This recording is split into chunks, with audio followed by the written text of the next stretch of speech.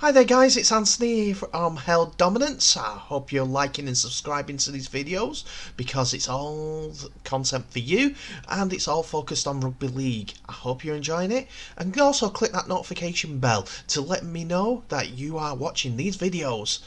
So, we're going into a couple of items today, as 4 more people have been added to the training squad for Tuesday's meet and greet to get ready for the combined All-Stars team on the 25th of June at Halliwell Jones Stadium. And we're also looking at an interesting viewing experience for people who are fans of the Betfred Women's Super League, and Twitch have got involved. So I hope you stay for this information. So first of all, we're looking at the quartet that have been added to the England training squad, ready for the World Cup and the combined All-Stars 11. Sean Wayne has added 4 players to his training camp for Leeds Beckett University.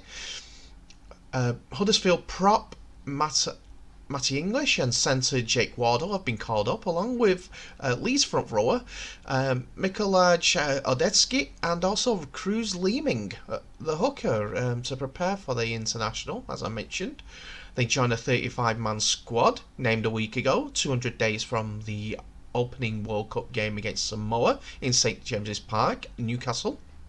7 of his 35 are based in Australia, and 7 are unable to take part in the first training session because of injury. So Wayne has taken an opportunity to introduce more players to the training camp environment.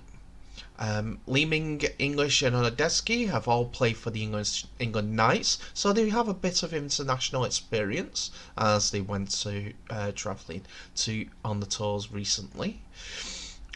So yeah, they had to do something. There were so many players out from this original meet and greet, so it does give them a better opportunity to impress Sean Wayne, to maybe push themselves into the international scene. Maybe they're just people that he hasn't worked with before. It seems like it. He may have scouted them for Wigan, but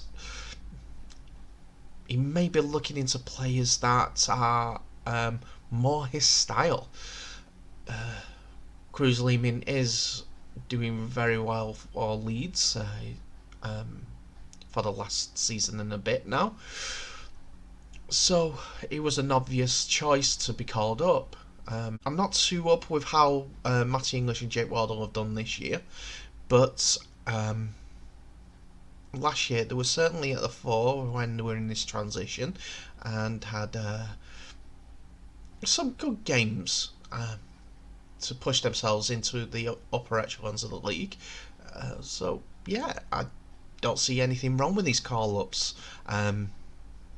If it's just to add to the numbers, then it doesn't really bode well for them in the future. But if they're serious contenders, which they should be, because they are good players, they all 4 should be considered for the international coming up on the 25th of June. So as I mentioned at the beginning, Twitch have got involved in Rugby League.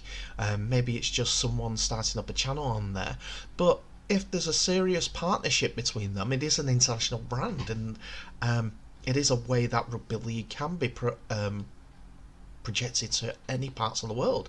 And if this is a first test for the Betfred's Women's Super League, then great, because Twitch will stream coverage of one British Betfred Women's Super League fixture every weekend in 2021, and as a bonus will also cover the Women's Challenge Cup, starting with the preliminary round fixture on Sunday week, the 25th of April, when Huddersfield will kick off the campaign against Warrington, the 2 promoted clubs who weren't able to get involved in Super League last year, and going to be the first at Twitch games. So that's really good. I do hope that people do jump onto this bandwagon, because it is repeated on our league, so it seems like that our league are the commentary team are the producers for this Twitch stream. It all starts Sunday with Warrington as they're playing Wigan Warriors women in the opening Betfred Women's Super League game. Wigan are at home, and the kickoff is at Victoria Park at 12 p.m. So Victoria Park, Wigan for the actual game. That's where the base of Wigan Warriors women is at this moment in time.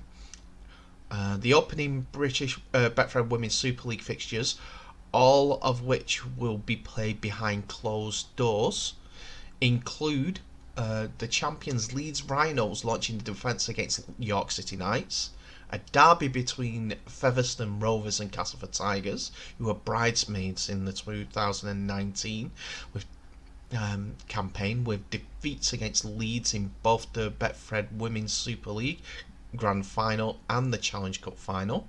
And finally, the last fixtures of the opening round will be Bradford Bulls, the inaugural British Women's Super League champions in 2017, who will be taking on St Helens. So, as it's an odd number of teams in the actual league at this point, Huddersfield are not involved in the opening round matches. As it's on Twitch, it is free for everyone to watch. I hope you all get onto the Twitch so you can watch them. As I mentioned, it is the 18th of April 2021, where the free game on Twitch at 12 p.m. Excuse me, and that would be repeated on the Our League app on Monday night. That's all matches covered on Twitch. Twitch will be covered on Monday night at 8 p.m. on Our League. It does open up people who can't watch the 12 o'clock game or are actually playing on the day and travelling to their venues to play against the other teams to watch their games, the other game, the live game, for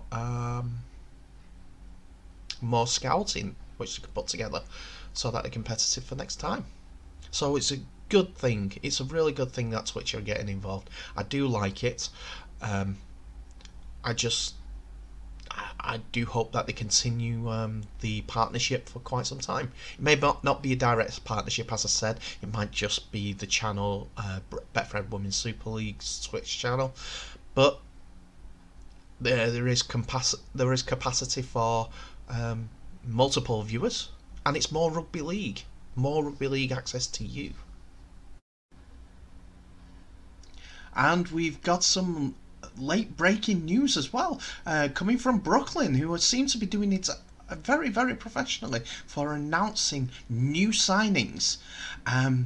Because Brooklyn Kings are excited to announce that signing former OSU fullback Sione Finifuiaki, 6 foot, 240 pound, 24-year-old, has joined Brooklyn outfit with almost 4 years of experience as a student athlete. He says the new NARL opens up more doors and opportunities for people like myself, and that's what's exciting to me. A new frontier of rugby league. I'm excited to join Brooklyn Kings. I'm grateful to experience New York City and play the game I'm passionate about. So, a crossover athlete who's a fan of rugby league. He's the first marquee homegrown talent to sign with the Kings ahead of the NARL inaugural professional season. He will relocate to Brooklyn in May to join the likes of Eddie Pettibon and others to be announced.